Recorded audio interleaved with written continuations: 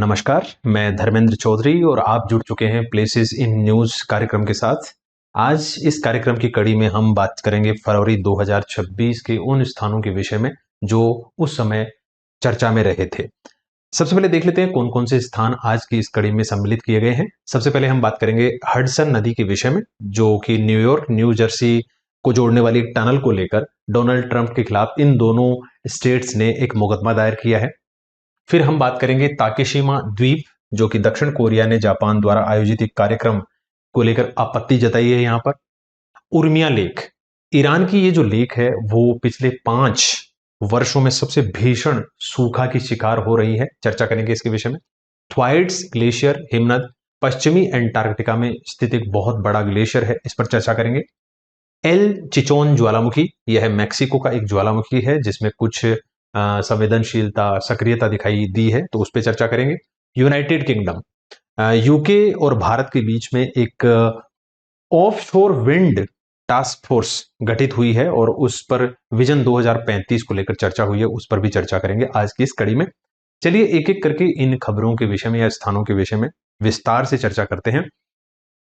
Hudson नदी, संयुक्त राज्य अमेरिका में बहने वाली यह नदी चर्चा में इसलिए आई क्योंकि न्यूयॉर्क और न्यू जर्सी, यहां के 2 स्टेट्स हैं, इन्होंने डोनाल्ड ट्रंप प्रशासन के खिलाफ एक मुकदमा दायर कर दिया, एक केस कर दिया कोर्ट के अंदर। क्यों? क्योंकि डोनाल्ड ट्रंप प्रशासन ने इस नदी के नीचे से एक सुरंग बनने वाली थी जो न्यू जर्सी और न्यूयॉर्क को जोड़ने वाली थी। लेकिन इस ट्रंप प्रशासन ने इस $16 अरब का जो एक संघीय बजट था उसको कैंसिल कर दिया। इसके कारण इन दोनों स्टेट्स ने डोनाल्ड ट्रंप के खिलाफ केस दर्ज कर दिया। अब बात करते हैं इस नदी के विषय में, नदी कहां है और अन्य उत्तरी अमेरिकी नदियां कौन कौन सी हैं उनके विषय में चर्चा करते हैं। देखो, इस नदी का जो मूल नाम है, इसे स्थानीय जो लोग हैं वो कहते हैं मुह हिकांतुक। मुह हिकांतुक का अर्थ होता है वह नदी जो दोनों दिशाओं में बहती है। हडसन नदी वैसे तो उत्तर से दक्षिण की ओर बहती है, यानी अटलांटिक महासागर में जाकर गिरती है, लेकिन इसके मुहाने पर जब ज्वार की ऊंची लहरें आती हैं तब ज्वारीय जल यानी महासागरीय जल नदी के अंदर भी बहकर आता है, तो इसे कहते हैं दो तरफा बहने वाली नदी, जिसे स्थानीय लोग मुह हिकांतुक कहते हैं। वैसे इस नदी की खोज अंग्रेजी खोजकर्ता थे हेनरी हडसन, उन्होंने की थी और उन्हीं के नाम पर इस नदी का नाम रखा गया है। इन्होंने 1609 में ईस्ट इंडिया कंपनी के लिए वहां जो दौरा किया था उस दौरान इस नदी की खोज की थी और इन्हीं हेनरी हडसन के नाम पर इस हडसन नदी का नाम रखा गया है। यह नदी ऐतिहासिक रूप से भी महत्वपूर्ण रही है क्योंकि अमेरिकी स्वतंत्रता संग्राम के दौरान यहां पर एक सैटोगा यानी या फिर सैटोगा का जो युद्ध हुआ था वो इसी नदी के किनारे हुआ था और इस नदी ने एक प्रकार से 2 क्षेत्रों के मध्य एक रणनीतिक सीमा का कार्य किया था उस समय। साथ ही साथ यह नदी अब जुड़ चुकी है 5 महान झीलों से नहर के द्वारा। ईरी नहर है जिसका निर्माण 1825 में किया गया और 5 महान झीलों में से, जो उत्तर अमेरिका की 5 महान झीलें हैं, उनमें से ईरी झील को इस नदी से जोड़ दिया गया, जिसके कारण अब विश्व का सबसे बड़ा आंतरिक जल परिवहन जो 5 महान झील और सेंट लॉरेंस नदी के द्वारा बनता है वो अब इधर भी जुड़ चुका है, जिससे कि न्यूयॉर्क जो इस नदी के हडसन नदी के तट पे बसा हुआ है वो यहां की आर्थिक राजधानी बनने में बहुत बड़ा योगदान इस ईरी नहर का भी है। अब आप देख सकते हैं अमेरिका का जो पूर्वी तट है यहां पर बहती है ये हडसन नदी। हडसन नदी अटलांटिक ओशन में जाकर गिरती है और यहां पर जब ज्वार आता है तो पानी विपरीत दिशा में भी बहता है। वैसे हडसन नदी के अतिरिक्त अगर और बड़ी बड़ी नदियों को देखें हम, उत्तरी अमेरिका की मुख्य नदियों को, तो यहां पर उत्तरी अमेरिका की सबसे बड़ी नदी है मिसिसिपी मिसौरी नदी। मिसिसिपी मिसौरी नदी बिल्कुल संयुक्त राज्य अमेरिका के मैदानी भाग में बहती है और यह नदी मैक्सिको की खाड़ी में आकर गिरती है। इस नदी का मुहाना एक पक्षी के पंजे के आकार का डेल्टा निर्मित करता है। पक्षी के पंजे के आकार का डेल्टा तब निर्मित होता है जब एक नदी तटीय क्षेत्र में पहुंचकर कुछ मुख्य गिनी चुनी शाखाओं में विभाजित हो जाती है और उसके साथ आने वाले अवसाद उन्हीं शाखाओं के साथ निक्षेपित होते हैं। तो मिसिसिपी मिसौरी यहाँ की सबसे लंबी सबसे बड़ी नदी उत्तरी अमेरिका महाद्वीप की। इसके अतिरिक्त एक और मुख्य नदी है रियो ग्रेंडे नदी। यह भी संयुक्त राज्य अमेरिका से उद्गमित होती है और मैक्सिको की खाड़ी में जाकर गिरती है। लेकिन रियो ग्रेंडे नदी का महत्व इसलिए है क्योंकि यह नदी मैक्सिको और संयुक्त राज्य अमेरिका की सीमा पर भी प्रवाहित होती है। संयुक्त राज्य अमेरिका की दो मुख्य नदियां जो प्रशांत महासागर यानी पश्चिम की ओर बहती हैं, वो नदियां हैं, एक है कोलंबिया और दूसरी है कोलोरेडो नदी। इनमें से यह कोलोरेडो नदी कैलिफोर्निया की खाड़ी में जाकर गिरती है। इस सारी घटना से संबंधित यहां आपके लिए एक छोटा सा प्रश्न भी है जिसका उत्तर आप कमेंट बॉक्स में जरूर दीजिए। हडसन नदी ऐतिहासिक रूप से महत्वपूर्ण रही है क्योंकि इसने नहर प्रणालियों के माध्यम से उत्तरी अमेरिका के आंतरिक क्षेत्र को अटलांटिक महासागर से जोड़ा है। यह व्यापार और परिवहन का एक मुख्य मार्ग रही है। इसे औपनिवेशिक संघर्ष में एक प्राकृतिक सीमा यानी बाउंड्री के रूप में भी कार्य किया है इस नदी ने। आपको बताना है कि इसमें से क्या उत्तर इसका बनना चाहिए। तोकेशिमा द्वीप समूह के विषय में चर्चा करते हैं। दक्षिण कोरिया ने इन द्वीपों पर जापान के एक कार्यक्रम जो आयोजित कार्यक्रम किया गया उसका विरोध किया। क्यों विरोध किया? क्योंकि यह कार्यक्रम विवादित तोकेशिमा या डोक्डो, इन द्वीपों को डोक्टो भी कहा जाता है, इन द्वीपों पर जापान और दक्षिण कोरिया दोनों अपना दावा करते हैं। दावा करते हैं इसका अर्थ है कि वहां पर लोग नहीं रहते, बहुत कम संख्या में कुछ खोजकर्ता, कुछ पर्यटन या कुछ सैनिक ही वहां पर रहते हैं। ज्यादातर वो द्वीप खाली है, निर्जन है।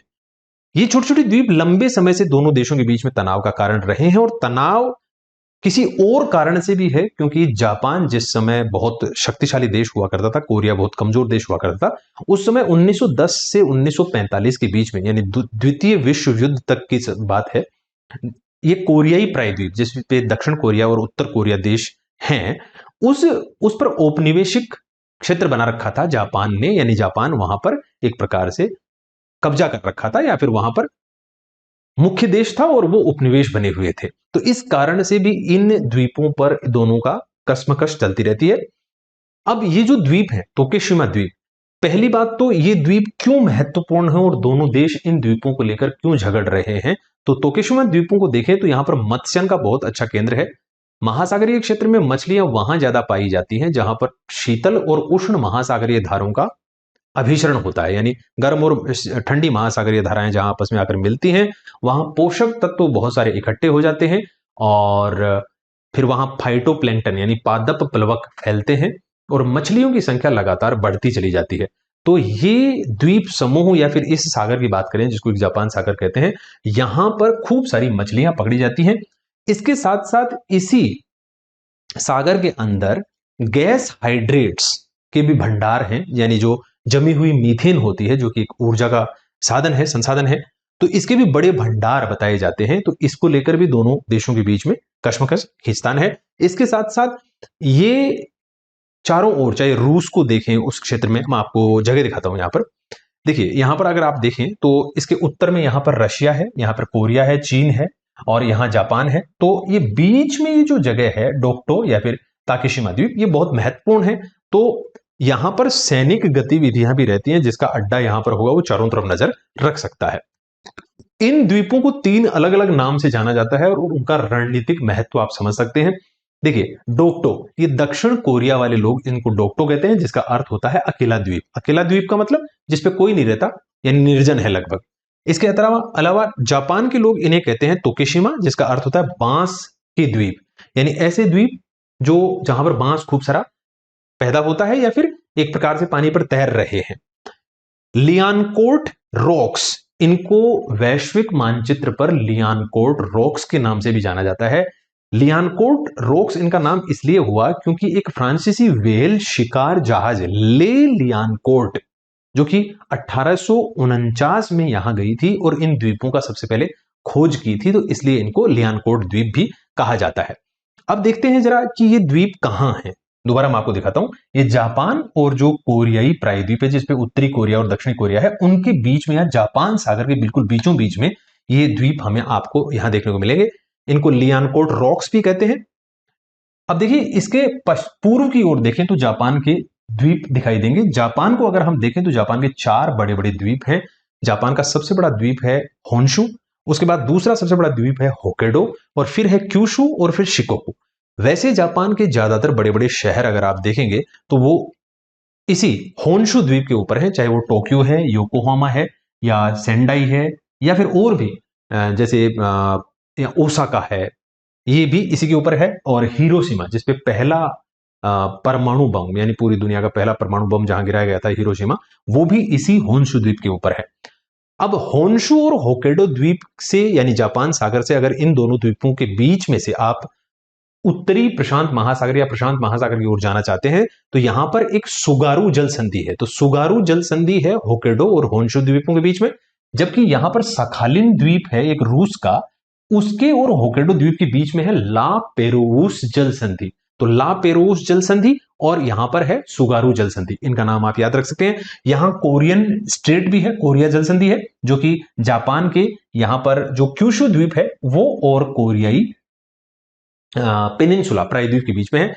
पेनिनसुला वो भाग होता है जिसके तीन ओर जलीय भाग होते हैं, ऐसा स्थलखंड जो तीन ओर से जल से घिरा हुआ हो। जैसे इसके कोरियाई प्रायद्वीप के पूर्व की ओर आपको जापान सागर दिखाई देगा, दक्षिण की ओर आप ईस्ट चाइना सी, पूर्वी चीन सागर को देख सकते हैं, और पश्चिम की ओर देख सकते हैं पीला सागर या फिर येलो सागर, जिसमें की पीली नदी आकर गिरती है। हुआंगहो, जिसे पीली नदी भी कहते हैं, वो नदी अपना जल यहां पर प्रवाहित करती है।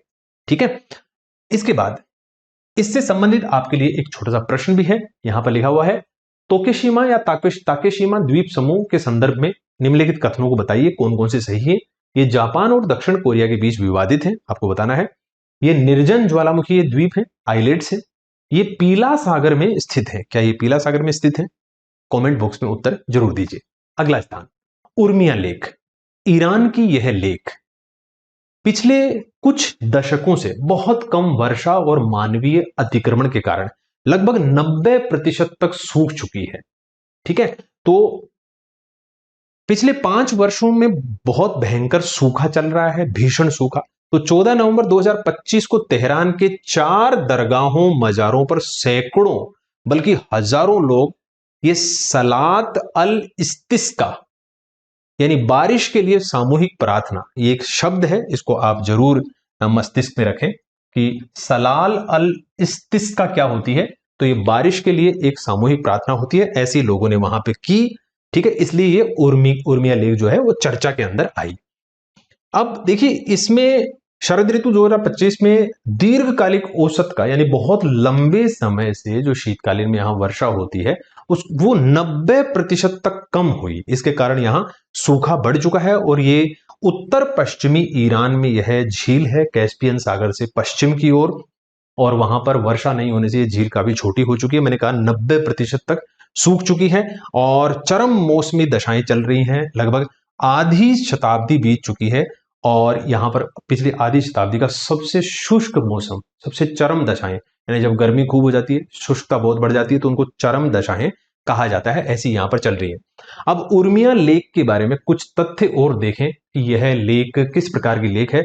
तो यहां पर रामसर साइट है एक, तो क्योंकि यहां प्रवासी पक्षी जो फ्लेमिंगोज हैं वो खूब सारे आते हैं, और फ्लेमिंगोज को अब खतरा बन रहा है, इसलिए यहां पर चलाया जा रहा है एक प्रोग्राम, कार्यक्रम, उर्मिया लेक रिस्टोरेशन प्रोग्राम, ताकि वो झील फिर से स्थापित हो सके, उसमें जल भराव हो सके, और उसमें ये फ्लेमिंगोज यानी राजहंस वो आकर रह सके।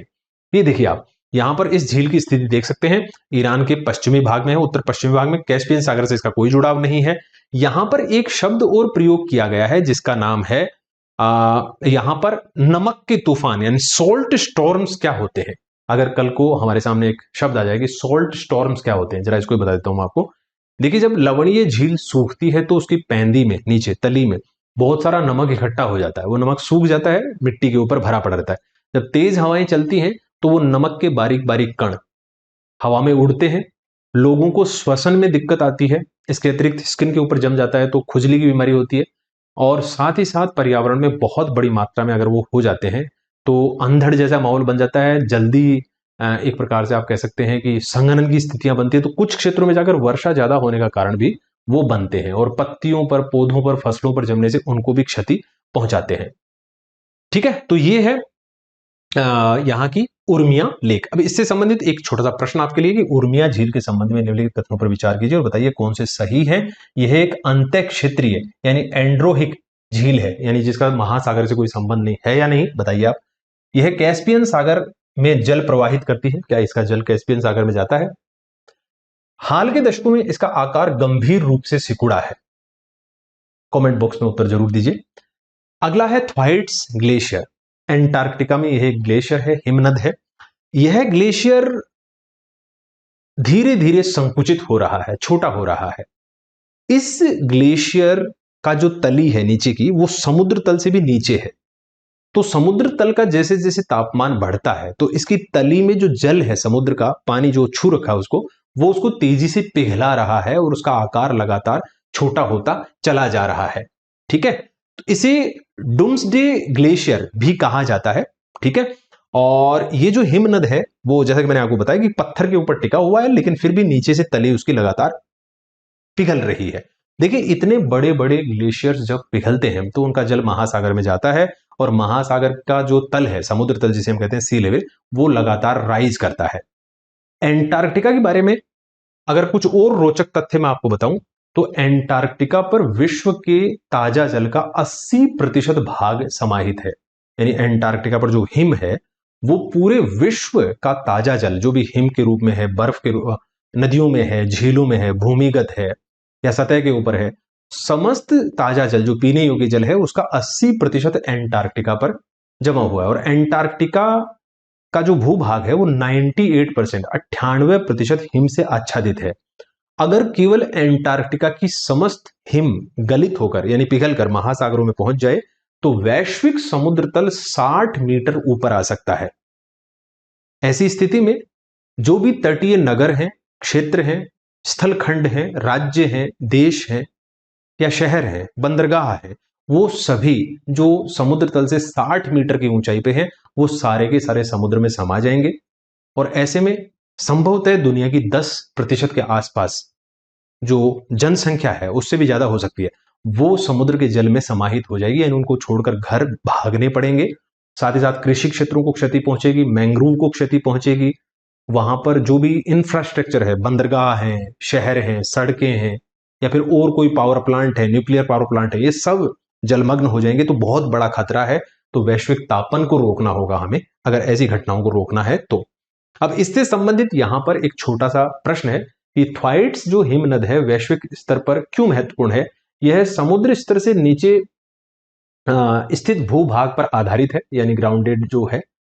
इसके ध्वस्त होने से वैश्विक समुद्र स्तर में उल्लेखनीय वृद्धि होगी, हाँ हो सकती है। यह दक्षिण अमेरिका के लिए एक प्रमुख मीठे जल का स्रोत है। आप बताइए इसका उत्तर क्या होना चाहिए। नेक्स्ट है अल चिचोन ज्वालामुखी। मैक्सिको का अल चिचोन ज्वालामुखी, इस ज्वालामुखी में हाल फिलहाल में कुछ गतिविधियां देखने को मिली है। विस्फोट तो नहीं हुआ, लेकिन लगा जैसे विस्फोट होने वाला है। घबरा क्यों रहे हैं? इसकी छोटी छोटी बात पे इतनी नजर क्यों रखी जा रही है? क्योंकि इसी ज्वालामुखी ने कुछ वर्षों पहले, कुछ दशकों पहले 1982 में एक जबरदस्त विस्फोट किया। उस विस्फोट के कारण निकटवर्ती रहने वाले जो लोग थे, पर्यटक थे, 1900 लोगों की मृत्यु हो गई। 1900 people were died in the blast of this volcano. तो 1900 लोग मारे गए। इसलिए अब मैक्सिको वाले लोग इस ज्वालामुखी की छोटी सी हरकत पर भी बहुत रिएक्ट करते हैं, बहुत ध्यान रखते हैं, वैज्ञानिक पूरी नजर रखते हैं कि कहीं इसमें दोबारा विस्फोट ना हो जाए। देखिए, ये एक ऐसा ज्वालामुखी है जिसको स्ट्रेटो वोल्केनो कहते हैं। स्ट्रेटो वोल्केनो वो होता है जो राख, लावा और कठोर मलबे से बना होता है। ऐसा ज्वालामुखी विस्फोट के समय बहुत धमाका करता है और धमाके के साथ साथ उसका जो लावा निकलता है वो चारों ओर फैल जाता है। जो भी लोग होते हैं उनके ऊपर गिरेगा। बहुत तापमान ज्यादा होता है, तो एक तो अर्थक्वेक भी पैदा कर सकता है, और दूसरी बात यह है कि यह ज्वालामुखी तीव्र ढलान वाला है। तो जब लावा निकलता है तो तेजी से नीचे की ओर बहता भी है। तो वो मानव जो भी संरचनाएं हैं, निवास हैं, घर हैं, लोग हैं या कोई पशुधन है, कृषि क्षेत्र है, वो सभी को नुकसान पहुंचा सकता है। इसलिए इसके ऊपर खूब ध्यान रखा जाता है। ठीक है, ये मैक्सिको जो देश है वो मध्य अमेरिकी देश है, या फिर कह सकते हैं उत्तरी अमेरिका के साथ जुड़ा हुआ देश है। मैक्सिको के पश्चिम में प्रशांत महासागर है और पूर्व में मैक्सिको की खाड़ी है, और ये अल्चिचोन ज्वालामुखी जो है वो इसमें यहीं पर अवस्थित है। अब देखिए मध्य अमेरिका की अगर बात करें तो मध्य अमेरिका एक स्थमस है, यानी स्थल संधि है। स्थल संधि क्या होती है, स्थमस क्या होता है? यहां पर पनामा स्थमस है। पनामा स्थमस यानी उत्तर अमेरिका को दक्षिण अमेरिका से जोड़ने वाली एक संकरी स्थलखंड पट्टी या स्थल पट्टी जो दो बड़े बड़े भूभागों को जोड़ रही है। तो ऐसी स्थल पट्टी या फिर संकरी स्थल भूभाग लंबा सा जो दो बड़े बड़े स्थल खंडों को कनेक्ट करता है, जोड़ता है, उसे हम स्थल संधि या फिर स्थमस कहते हैं। पनामा स्थमस यहीं पर है, और ये पनामा स्थमस पर कई सारे देश हैं, ऐसा नहीं केवल पनामा है। पनामा तो इसके सबसे दक्षिणी भाग पर अवस्थित है, ठीक है। इसके उत्तर में अगर हम देखें तो यहां पर मैक्सिको है, बेलीज है, Guatemala, Honduras, El Salvador, Nicaragua, Costa Rica, ये सारे देश भी इस पनामा स्थमस पर ही हैं। यहां की कमाल की बात यह है कि उत्तरी अमेरिका और मध्य अमेरिका का कोई भी देश ऐसा नहीं है जिसका महासागर से संबंध ना हो, यानी सभी देश महासागर को छूते हैं, ठीक है। यहां पर पनामा नहर भी बनाई गई है जो यहां कैरेबियन सागर और यहां पर प्रशांत महासागर को जोड़ती है, और इस नहर के बनने से उत्तर अमेरिका और दक्षिण अमेरिका के पूर्वी और पश्चिमी तटों के देशों को बहुत लाभ हुआ है। तो ये भी एक फायदे वाली चीज है। यहां पर अगर एक छोटी सी चीज और देखें तो मैक्सिको का एक भाग है जिसको हम कमचटका प्रायद्वीप बोलते हैं, माफ कीजिए युकाटन प्रायद्वीप बोलते हैं। तो युकाटन प्रायद्वीप जो है वो मैक्सिको की खाड़ी और कैरेबियन सी के बीच में निकला हुआ है, और यहां युकाटन चैनल है जो क्यूबा देश को इस युकाटन प्रायद्वीप से अलग करता है, और युकाटन चैनल यानी जो जल संधि है वो मैक्सिको की खाड़ी और कैरेबियन सागर को जोड़ती है। आइए इससे संबंधित एक छोटा सा प्रश्न भी है आपके लिए। एल चिचोन ज्वालामुखी के संदर्भ में निम्नलिखित कथनों पर विचार कीजिए। यह एक स्तरीय यानी स्ट्रेटो वोल्केनो है। इसके 1982 के विस्फोट का वैश्विक जलवायु पर प्रभाव पड़ा। यह पेरू में स्थित है। कौन कौन से सही है कथन आपको इसमें से बताने हैं। अगला स्थान है कजाकिस्तान। कजाकिस्तान मध्य एशिया का एक बड़ा देश, विश्व का सबसे बड़ा स्थल रुद्ध देश, यानी ऐसा देश जिसका महासागर से संबंध ना हो, वो विश्व का सबसे बड़ा देश है कजाकिस्तान। तो प्रधानमंत्री नरेंद्र मोदी नई दिल्ली में आयोजित जो एआई समिट हुई थी उसके दौरान कजाकिस्तान के प्रधानमंत्री से मुलाकात की उन्होंने, और दोनों देशों के बीच में सामाजिक कल्याण, आर्थिक, प्रौद्योगिकी से संबंधित बहुत सारे समझौते हुए, और दोनों नेताओं के बीच में राजनीतिक संबंध, व्यापार, रक्षा, कनेक्टिविटी सबको लेकर खूब सारी बातें हुई। कजाकिस्तान महत्वपूर्ण क्यों है, आइए जरा इस बात पर चर्चा करते हैं, और क्यों हम चाहते हैं कि कजाकिस्तान के साथ हमारे संबंध अच्छे रहे। एक तो ऊर्जा, कजाकिस्तान के पास कैस्पियन सागर तट पर तेल और प्राकृतिक गैस के भंडार हैं काफी बड़े। साथ ही साथ जो और महत्वपूर्ण बात है वो है यहां पर यूरेनियम। दुनिया का 40% से अधिक यूरेनियम कजाकिस्तान के पास है। दुनिया के सबसे बड़े यूरेनियम के भंडार कजाकिस्तान के पास हैं, और अभी भी हम जो परमाणु ऊर्जा संयंत्र चलाते हैं वो यूरेनियम पर आधारित है। तो कजाकिस्तान से अच्छे संबंध होना कोई बुरी बात नहीं है, बल्कि अच्छी बात है, ठीक है। कजाकिस्तान मैंने कहा दुनिया का सबसे बड़ा भू आवेष्टित, भू आबद्ध या लैंड लॉक्ड कंट्री है, ठीक है। कनेक्टिविटी को देखें तो कजाकिस्तान और भी महत्वपूर्ण बन जाता है, क्योंकि चीन इस समय belt and road initiative BRI चला रहा है, जो यूरोप को जोड़ने वाला रेल और सड़क गलियारा होगा, और उसके बीचों बीच में आएगा कजाकिस्तान। यानी अगर एशिया को यूरोप से किसी सड़क और रेल मार्ग से जोड़ना है तो वो यही चीन का बेल्ट एंड रोड इनिशिएटिव है, और उसके बिल्कुल बीचों बीच का केंद्रीय भाग आएगा कजाकिस्तान के अंदर। इसके अतिरिक्त अगर कजाकिस्तान को और देखें तो पूर्व और पश्चिम के बीच का यह एक ट्रांजिट हब भी माना जाता है। कजाकिस्तान को थोड़ा सा और गौर से देखने की कोशिश करते हैं। कजाकिस्तान मैंने कहा कि मध्य एशिया के 5 देशों में से सबसे बड़ा देश है। मध्य एशिया के 5 देशों को देखें तो कजाकिस्तान है, उसका राजधानी अस्ताना है। इसके अतिरिक्त यहां पर उज्बेकिस्तान है, इसकी राजधानी है ताशकंद, और यहां पर तुर्कमेनिस्तान, अशगाबाद इसकी राजधानी है। इसके अलावा किर्गिस्तान है और बिश्केक यहां की राजधानी है। ये 5 देश मध्य एशिया के देश कहलाते हैं। इनमें से एक देश है उज्बेकिस्तान। देखिए उज्बेकिस्तान के बारे में याद रखिए, उज्बेकिस्तान विश्व का डबल लैंड लॉक्ड कंट्री है, यानी दोहरा भू आवेष्टित देश। यानी उज्बेकिस्तान स्वयं तो महासागर से संपर्क रखता ही नहीं है, बल्कि इसके पड़ोसी देशों का भी महासागर से कोई संबंध नहीं है। तो डबल लैंड लॉक्ड कंट्री है। और वैसे मध्य एशिया के पांचों देश जिनके नाम मैंने अभी आपको बताए, ये सारे के सारे लैंडलॉक्ड कंट्री हैं, यानी ये सीधे तौर पर महासागर से संपर्क नहीं रखते। यहां की कुछ और बातें करें तो कजाकिस्तान और उज्बेकिस्तान की सीमा पार करके अरल सागर फैला हुआ है। अरल सागर भी एक झील जैसा ही है। अरल सागर में सर दरिया और आमू दरिया दो नदियां आकर अपना जल गिराती हैं।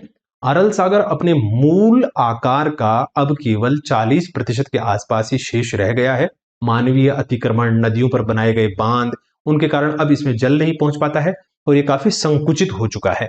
इसके अतिरिक्त कजाकिस्तान के पूर्वी भाग में एक लेक बालखश है। इस झील की भी एक विशेषता है, इसका पूर्वी भाग और पश्चिमी भाग, एक भाग लवणीय है और एक भाग मीठा है। तो ऐसी विशेष झील भी यहां पर उपस्थित है। कजाकिस्तान के बारे में एक प्रश्न आपके लिए सामने, यह प्रमुख यूरेशियाई स्थलीय व्यापार मार्गों के मध्य स्थित है। यहां तेल और यूरेनियम के विशाल भंडार हैं।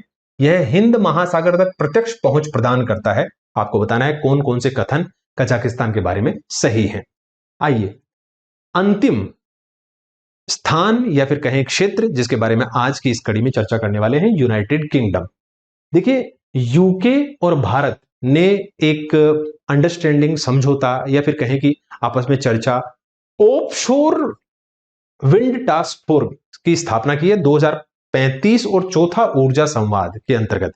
यानी भारत चाहता है कि अब हम तट से हटकर, ऑफशोर का अर्थ है तट से हटकर थोड़ा सा दूर पवन चक्कियां लगाई जाएं और वहां से जो पवन ऊर्जा है उसका उत्पादन किया जाए। तो ऐसी तकनीक ब्रिटेन के पास बहुत अच्छी है या फिर कहेंगे यूके के पास बहुत अच्छी है, तो हम उसके साथ समझौता कर रहे हैं और उससे वो तकनीक लेना चाहते हैं ताकि भारत के तटीय राज्यों को खूब सारी ऊर्जा उत्पादित हो सके वहां पर। ठीक है, और वहां के पारिस्थितिकी तंत्र को भी ठीक ठाक, ऊर्जा पारिस्थितिकी तंत्र को बनाया जा सके। अब इस के अंतर्गत हम, क्योंकि भारत भी एक जबरदस्त जनसंख्या वाला देश है, बल्कि विश्व का सबसे बड़ा जनसंख्या वाला देश है, तो ऐसे देश को ऊर्जा चाहिए। तो जिस जिस क्षेत्र से जहां जहां से ऊर्जा मिल सकती है वो हम लेना चाहते हैं। आइए जरा यूनाइटेड किंगडम के बारे में थोड़ा सा देखते हैं। देखिए, यूनाइटेड किंगडम, यूके हम जिसे कहते हैं, वो क्या है, वो किन से मिलकर बना हुआ है? तो आप कह सकते हैं इसमें इंग्लैंड है, वेल्स है और स्कॉटलैंड है। इंग्लैंड, वेल्स और स्कॉटलैंड को मिलाकर कहा जाता है ग्रेट ब्रिटेन। याद रखिए, ग्रेट ब्रिटेन कौन होते हैं? इंग्लैंड, वेल्स और स्कॉटलैंड। जब इस द्वीप के साथ में इस आयरलैंड वाले द्वीप का उत्तरी भाग, जिसको हम उत्तरी आयरलैंड कहते हैं, ये और मिल जाता है, तो यहां ये तीन और उत्तरी आयरलैंड मिलकर कहलाता है यूनाइटेड किंगडम। यूनाइटेड किंगडम की राजधानी भी लंदन है और इंग्लैंड की राजधानी भी लंदन है, जो कि थेम्स नदी के तट पर बसा हुआ शहर है लंदन।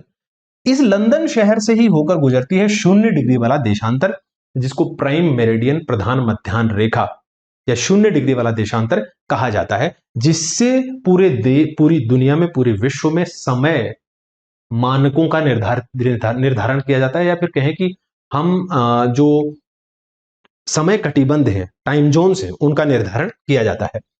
इस ब्रिटिश द्वीप के बीचों बीच में पेनाइन पर्वत है, पेनाइन पर्वत।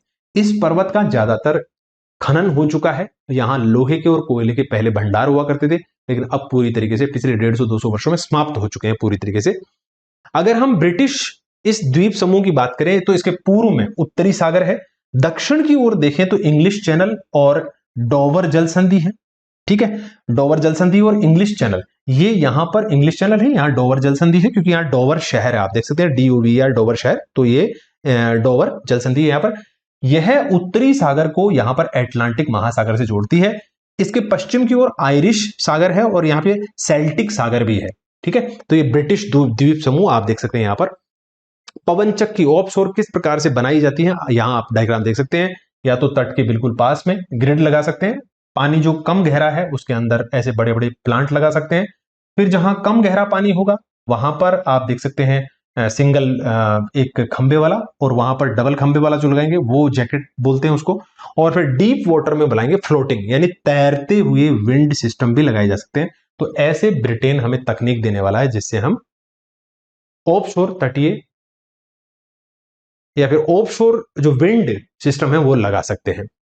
अब इससे संबंधित एक छोटा सा प्रश्न है, निम्नलिखित में से कौन से जल निकाय यूनाइटेड किंगडम से संबंधित है? उत्तरी सागर, इंग्लिश चैनल और आयरिश सागर। आपको बताना है कौन कौन से इससे संबंधित हैं। और अब तक जो हमने जितने भी स्थान देखे उनसे संबंधित एक कॉमन क्वेश्चन है। यहां स्थान है और उसकी विशेषता है हडसन नदी, ज्वारीय मुहाना है इसका। उर्मिया झील अंतःस्थलीय लवणीय झील है। थ्वेट्स जो हिमनद है वो समुद्री बर्फ स्थिरता को दिखाता है, अस्थिरता को दिखाता है। और एल चिचोन विस्फोटक स्तरीय ज्वालामुखी है। कौन से सही सुमेलित हो रखे हैं यहां पर वो आपको बताने हैं। तो आज की इस प्लेसेस इन न्यूज कार्यक्रम की कड़ी का यही होता है समापन। मैं धर्मेंद्र चौधरी आपसे लेता हूं विदा और अगली कड़ी के साथ फिर से उपस्थित होऊंगा। तब तक आप अपना ख्याल रखिए। मेरी ओर से नमस्कार, जय हिंद, बाय बाय। अब एग्जाम की तैयारी को और बेहतर करने के लिए हमारे चैनल को लाइक, शेयर और सब्सक्राइब करना ना भूलें।